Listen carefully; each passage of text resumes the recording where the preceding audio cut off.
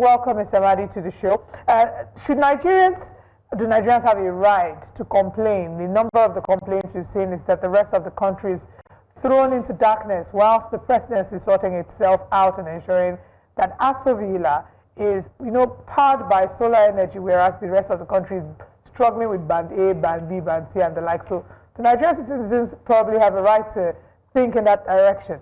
Well, thank you, good morning, and thanks for having me. I think it's clear that Nigerians have a right to complain about many things. That's why they are citizens. And if they're citizens in an era and a time where many things are wrong, then there's a right to complain. But let's put it in perspective, really.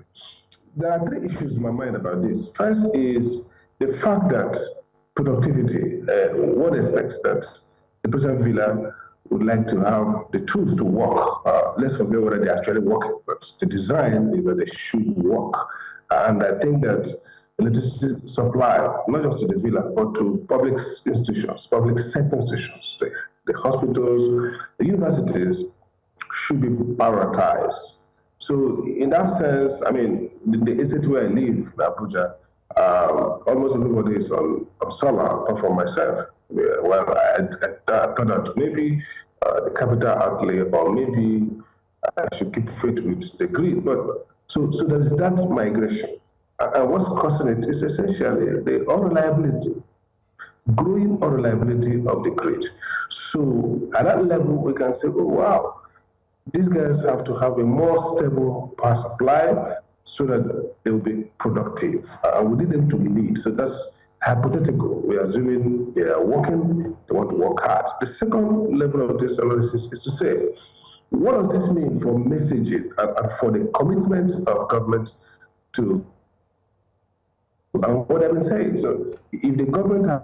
We seem to be having connectivity issues with Mr. Amadi. Hopefully we'll get back to him soon. And he said, Nigerians as citizens, we have every right to question. So I think that's why the it's question called that taxpayers' money. Was, is it a valid concern that Nigerians have? Not that of course they have a right to ask. I think it would have been more like, is it a valid concern? Because some people say, why aren't we applauding the fact that they're moving more towards renewable energy, joining the rest of the world in keeping up with global best practices? They should move all of us together into renewable energy.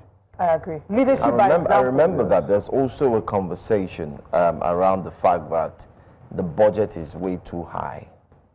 There's also a conversation that the budget is that 10 billion is enough to put. You see, the conversation we had with AGK, which happens to be our very first on migration, it makes sense. Yes.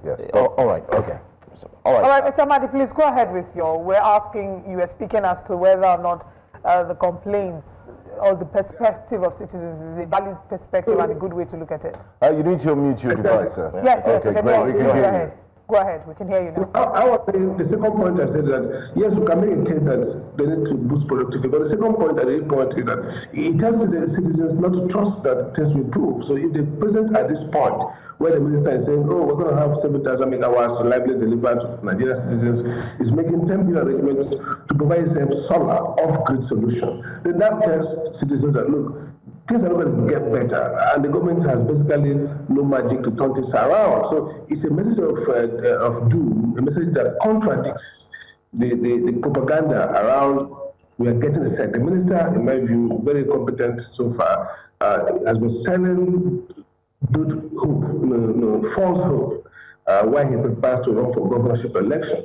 And now the presidency is coming out of this failure and then exposing citizens. So at the level of leadership, communication, it's dangerous, it's kind of depressing because it tells a story that you have to, don't trust us because we can't get it right. That's really what it's talking about.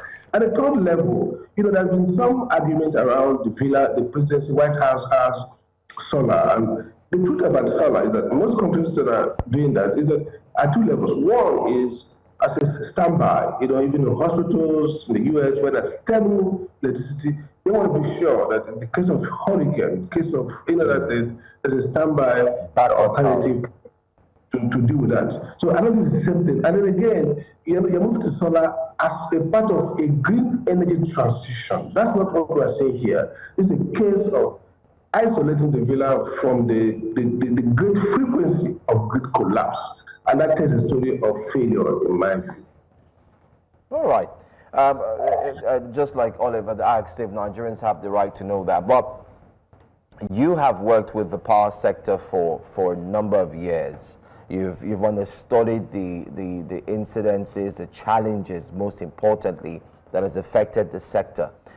What would you say about the, let me use the word body language that we see in this 10 billion naira budget for solar energy from the presidency, and yet Nigerians are still crying that the band A, B, C, D, whether we move it to Z, is not really meeting its target and goals, especially on Nigerians. Do you think the timing is right? And with your experience in the power sector, do you also agree with others who have said that the banding of our power sector should be discontinued? Yeah, let me start with the banding. As a former NERC chairman, I don't often criticize NERC publicly. But when the banding was rolled out, I spoke to some of the commissioners. We met first in NTA and at the House, at the Senate chair. And my view remained the same, that look, it was NERC trying to solve a fiscal problem, financial problem of the country, through a regulatory intervention. That banding was basically designed to help reduce the deficits that was about to collapse the sector. It's not regulatory. I'll give you two reasons. One, the band A, band B creates the impression that a particular segment of the consumer class are going to have real improvement in energy supply. So it could be excusable if, for example, there were new 3,000 megawatts coming in next month. And the regulator says, while every other person's power is constant, no decrease, we're going to use 2,000 of these megawatts to serve certain people at a premium. So what that means is that you are channeling new power, and therefore you are now asking that they pay more to get more. But what happened in this case? There was no new improvement, not new megawatts, not new disco recovery of capacity, not new transmission facility. Simply mathematics. We need to get more money. So let's get people who can pay, and then we classify them as band A. So band A is first a rip-off on those who are band A, because they're not going to get, and nobody got constantly 20 hours power supply. The second problem is that it meant that the incentive for the discos to take the little power, redistribute it in a way that favors those on band A and deprive acute deprivation for those who are not on band A, who are band B and C. So at two levels, it's discriminatory. The only way to discriminate in a regulated market is through capacity to pay. So you keep the same price, and people buy more, they consume more. So it's like bread in the market. You can't have the same bread and say, if you're going to buy this bread, you pay this amount. No, that's the amount for a bread. So if you choose, you can buy 10, you can buy 2. In other countries, you can do what they call multi-layer tariff. That means at the base level, if you buy up to 100 megawatts, it is at X price.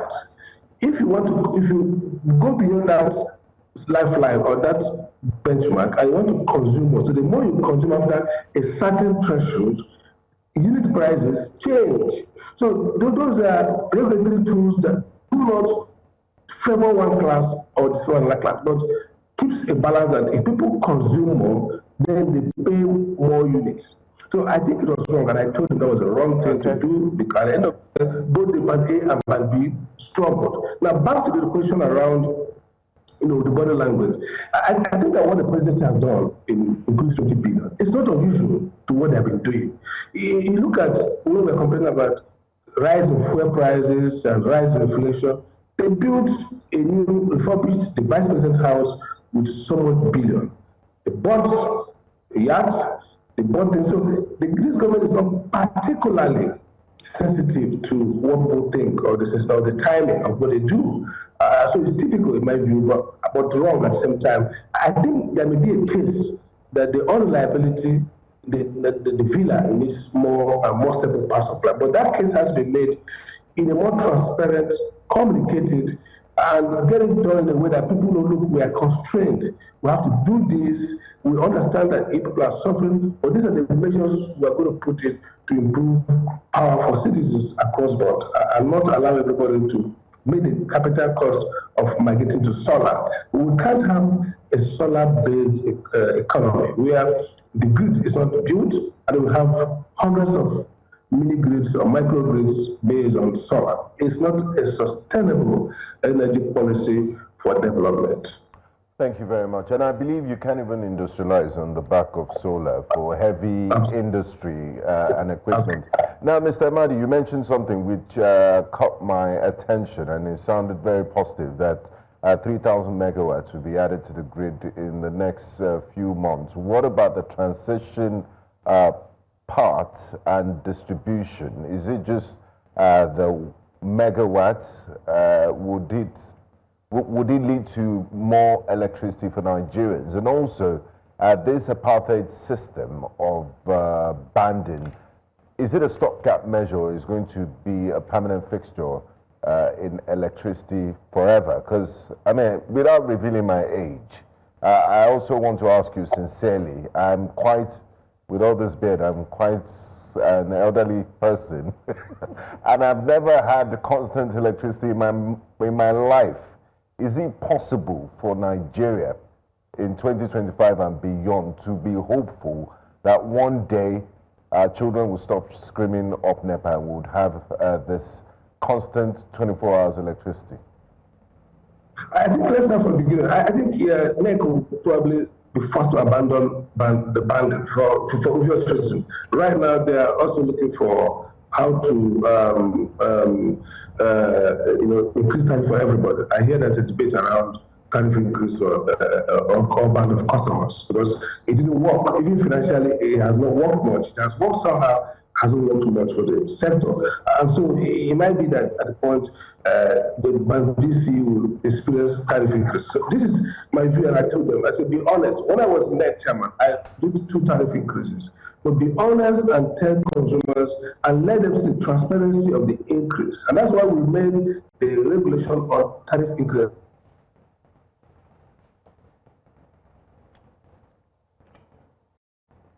Well, I think we're really struggling with Mr. Amadi's network there. It's a very interesting conversation. Hopefully, we can really get an answer to what Benga just asked. Hopefully, it would stop from when you were younger up until now. I'm not sure. Is it Mr. back? Amadi, could you check if your device is muted? Because director is telling us they can see you speak, but we can't hear from this side.